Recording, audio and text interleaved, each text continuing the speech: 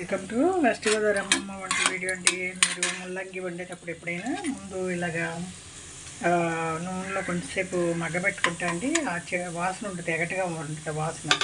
ముల్లంగి కూరని తినడం వల్ల కిడ్నీలో రాళ్ళు అవి కరిగిపోతాయండి. మంచి మనకు వచ్చి పౌష్టికాలు ఉంటాయి, అలాగే మినరల్స్ ఉంటాయి. తర్వాత కిడ్నీలో పేరుకుపోయిన వ్యర్థాలు రాళ్ళు అన్నీ క్లీన్ అవుతాయండి. ముల్లంగి ఆకులు ఉంటాయి కదా, నేను ఆకులు కూడా వేసాను కట్ చేసి. ఆకుల్ని జ్యూస్ తీసుకుని కొత్తిమీర రసంతో చేరి రోజు 2 స్పూన్లు తీసుకుంటే, అంటే రోజు కాదులేండి, వారంలో ఒక 2-3 సార్లు అలా తీసుకుంటూ ఉంటాయండి.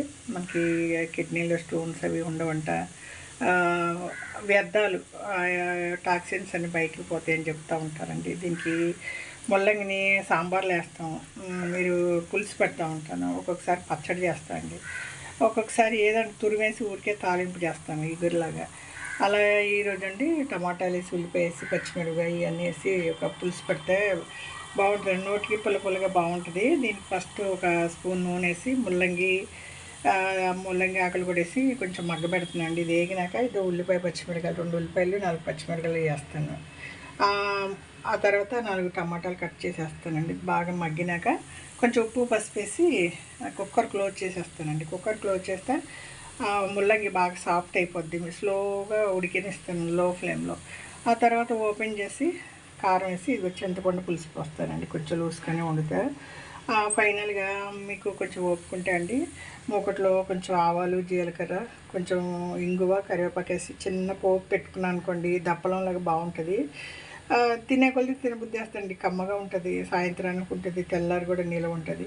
ఇదండి ఈగురు కూరకి బీన్స్ మొన్న ఎప్పుడో కొన్న నాటు బీన్స్ ఇవి ఉడకబెట్టేసి మొన్న కొబ్బరికారం చేసి పెట్టానండి. ఎల్లిపాయ జీలకర్ర, ఎండు కొబ్బరి, వేపుడు శనగపప్పు ఒక పొడిలాగా చేసి పెట్టుకున్నాను. ఇది ఉడకబెట్టేసండి నూనెలో తాలింపు వేసుకుని, ఆ తర్వాత ఈ బాగా వేగినాక కొంచెం ఉప్పు వేసి ఆ పొడి వేసి కొంచెం కారం వేస్తా.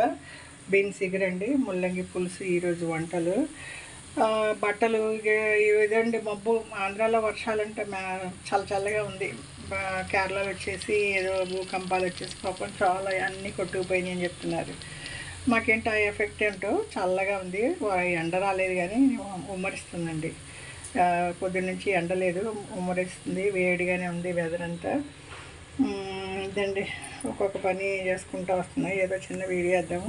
ముల్లంగిని మీరు ఏం చేసినా అండి ముందు ఫ్రై చేస్తే బాగా మంచి టేస్ట్గా ఉంటుందండి, వెగట వాసన పోతుంది.